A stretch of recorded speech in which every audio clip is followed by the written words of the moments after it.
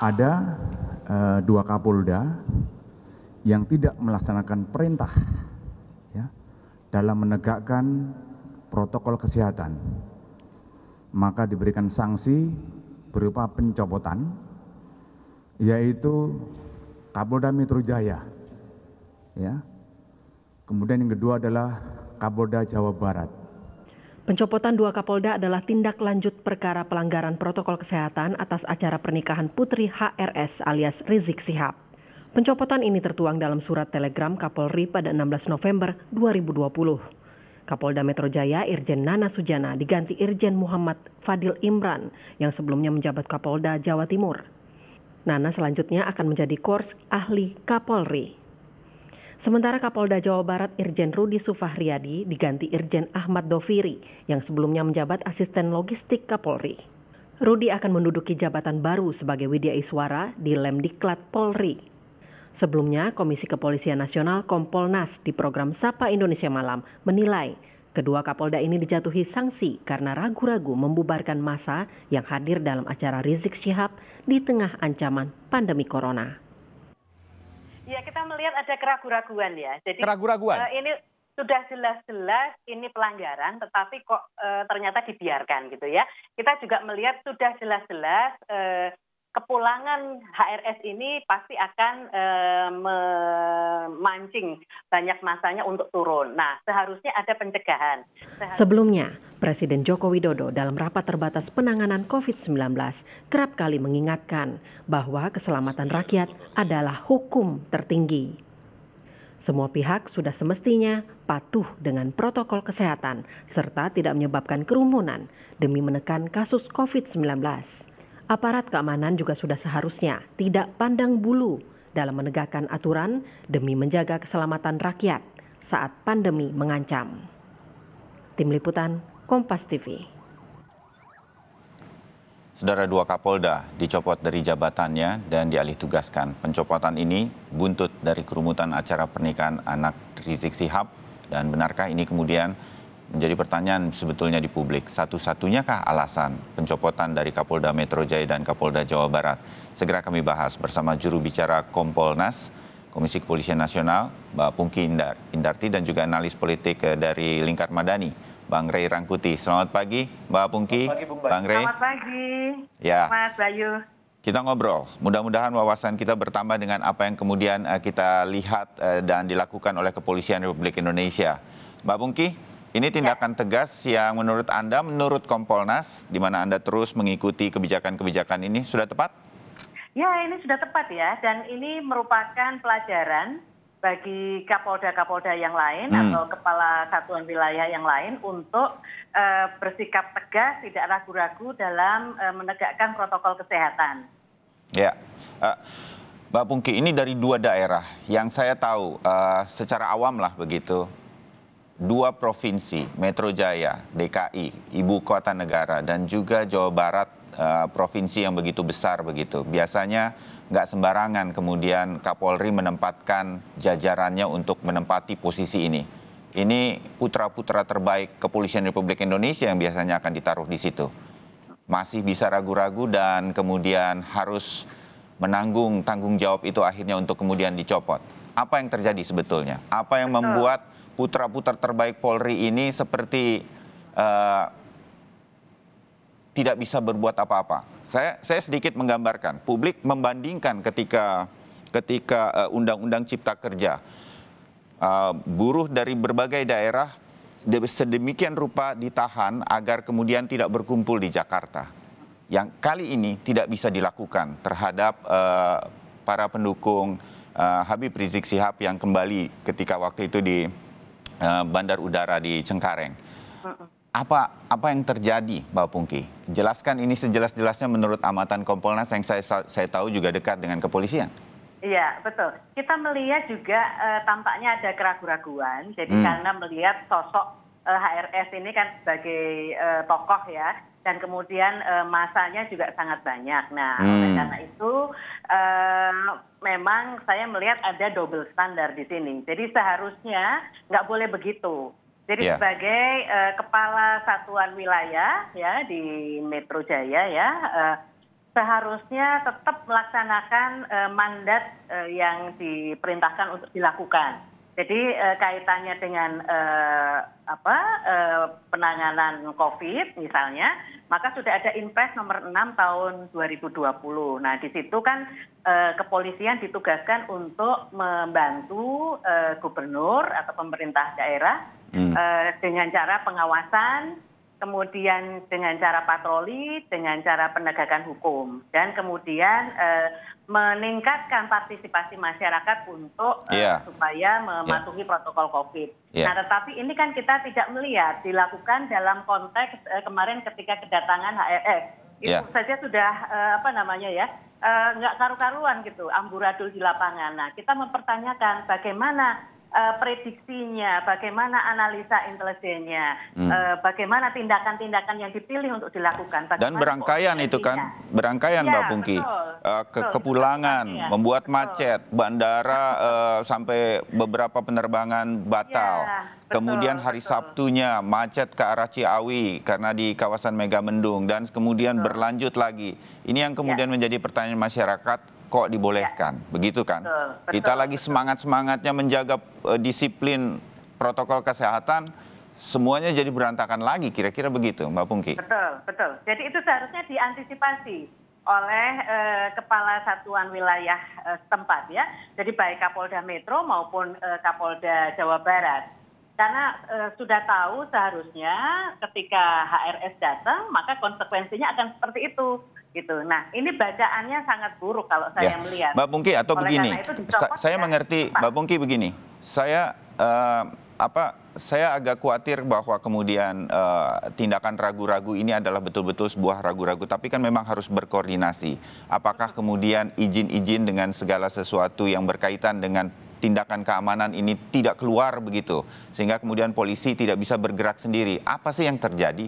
Apakah betul-betul hanya karena ragu-ragu dan kemudian ini tidak bisa dilakukan dengan semestinya, Mbak Pungki? Iya, koordinasinya ini loh yang nggak jelas ya, kalau saya melihat ya. Seharusnya kan polisi mesti harus firm di sini. Kalau misalnya gubernur atau pemerintah daerah memberikan peluang misalnya kepada Rizik Sihab, maka sebagai aparat keamanan yang bertanggung jawab terhadap Harkamtibmas wilayah, dia mesti harus memberikan pemahaman kepada gubernur seperti itu.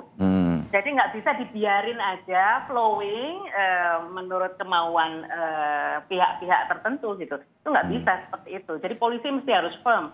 Karena yang harus dihadapi ini adalah keselamatan rakyat gitu ya. Jangan sampai misalnya pandemi COVID itu menyebar ke seluruh daerah itu karena ada kluster-kluster seperti itu, kluster kedatangan HRS. Jadi koordinasi dengan Pemprov setempat, misalnya di DKI dan Jawa Barat, masing-masing Kapolda, itu kemarin kurang terjadi, begitu? Saya tidak melihat itu dilakukan dengan baik ya koordinasinya. Meskipun katanya sudah ada koordinasi, tetapi ya kita melihat faktanya di lapangan seperti itu kan berarti buruk sekali gitu ya. Kita melihat perencanaannya, antisipasinya seperti itu.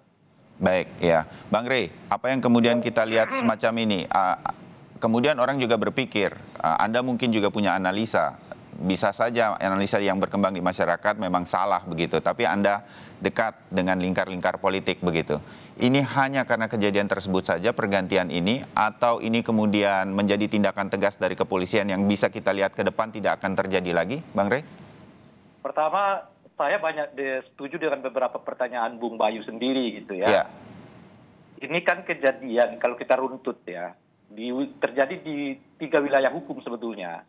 Di Banten 1, 2 di Jakarta, dan yang ketiga adalah Jawa Barat gitu. Kenyataannya yang kena cuman Kapolda Jawa Barat dan Kapolda DKI Jakarta, itu 1. Yang kedua, rangkaian peristiwa ini tidak terjadi dalam 1 hari, tapi dalam beberapa hari yang berbeda gitu.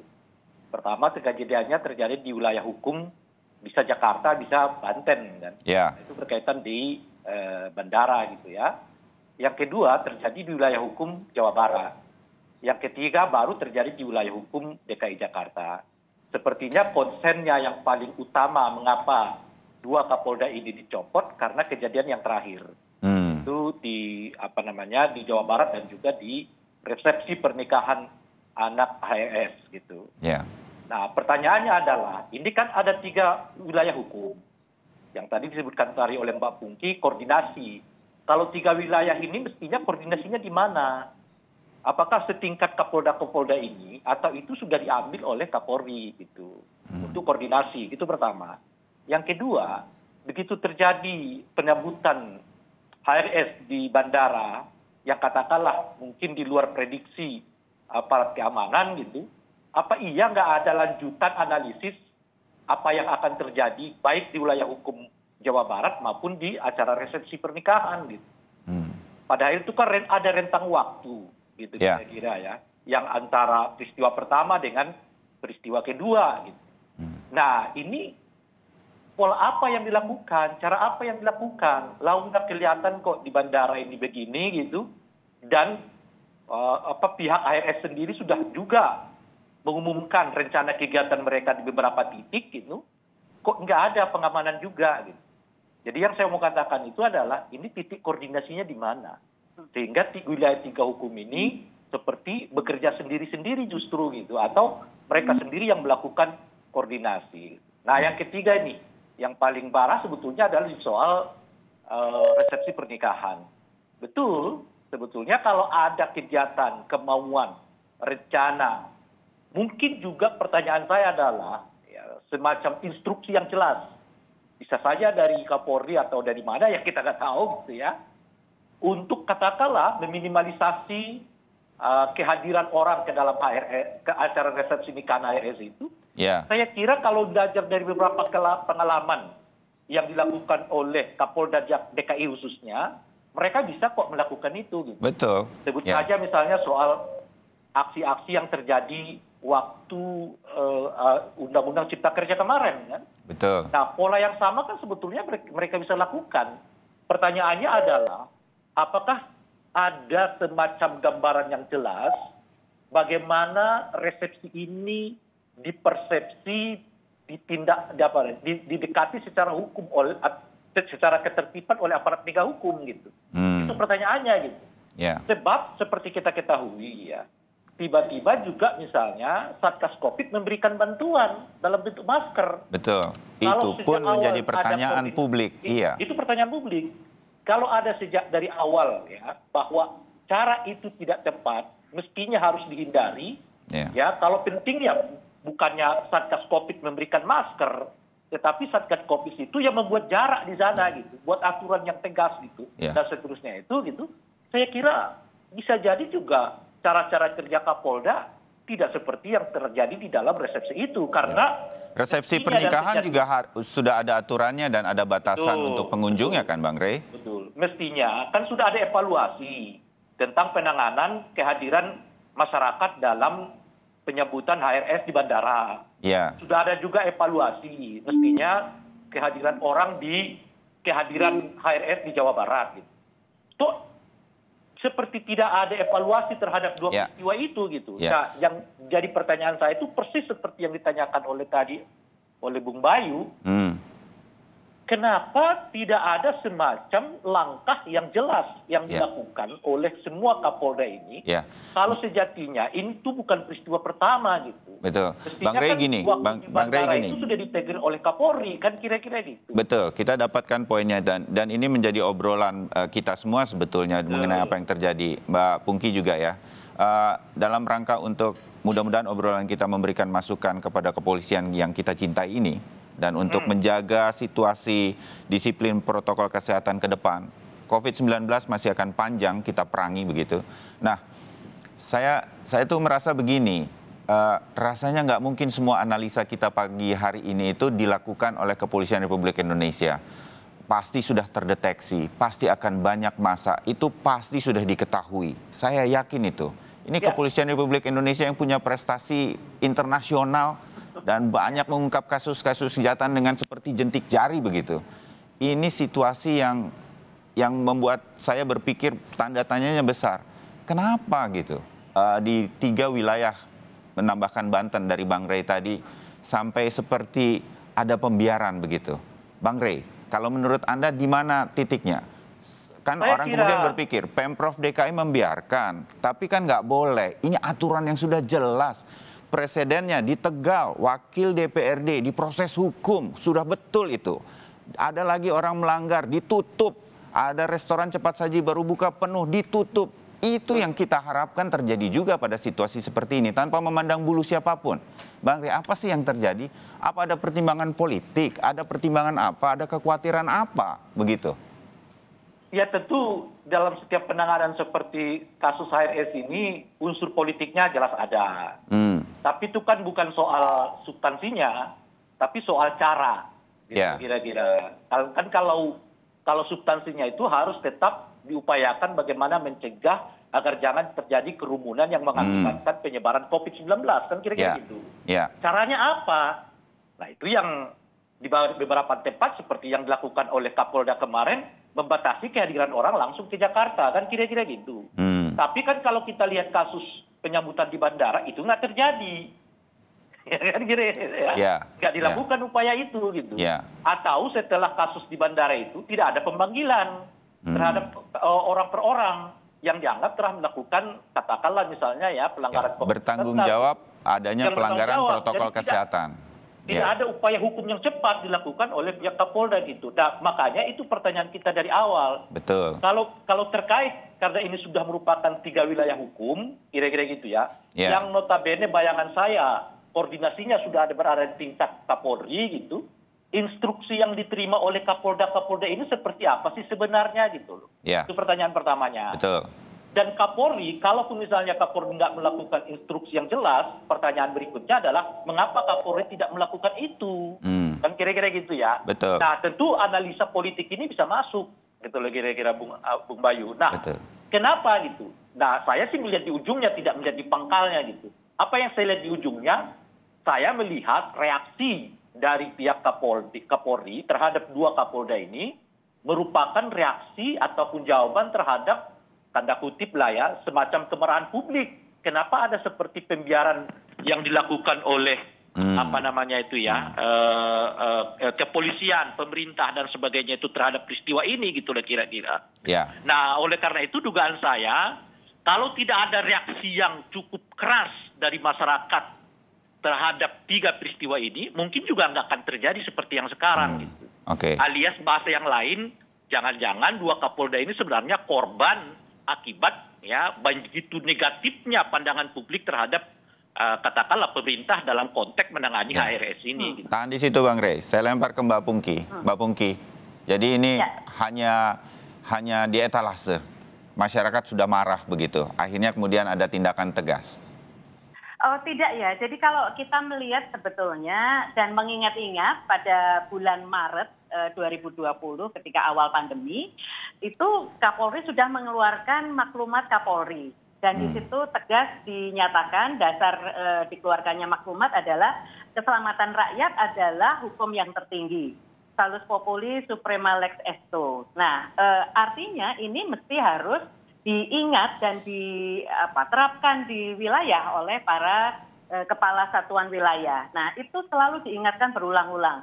Dan Presiden juga selalu menyatakan kepada publik bahwa masyarakat mesti harus hati-hati terhadap COVID dan juga tetap harus menjaga kesehatan, mengikuti protokol kesehatan. Nah ini kan sudah menjadi hukum kita bersama gitu loh. Nah, tetapi kemudian kemarin dalam kasus HRS misalnya, ini kenapa kok lulus? Jadi ini ada toleransi tanda petik kalau saya melihat. Nah, ini yang mesti harus evaluasi dan kemudian justru Pak Pungki ya. Kapolda kemudian dicopot. Sabar Bang Rey. Terus selesaikan Mbak Pungki. Nah, saya mau bertanya. Kaitannya juga dengan bandara ya, bandara itu di bawah Polres Bandara dan itu Polda Metro. Jadi wilayahnya wilayah Metro Jaya dan wilayah Jawa Barat dalam 2 kasus itu. Baik, Bang Rey ingin bertanya ke Mbak Pungki, silakan. Ya itu betul tadi bahwa bandara itu di bawah. Maksud saya kan letak geografiknya itu ada di wilayah Banten itu maksud saya. Mestinya itu melibatkan juga Kapolda Banten dalam konteks yang disebut dengan koordinasi. Maksud saya kan. Nah, itu pertama. Nah, yang kedua, menarik tadi pernyataan Mbak Pungki, toleransi gitu. Nah, kalimat toleransi ini yang jadi pertanyaan kita besar. Sebetulnya skenario toleransi yang mau dilakukan itu seperti apa?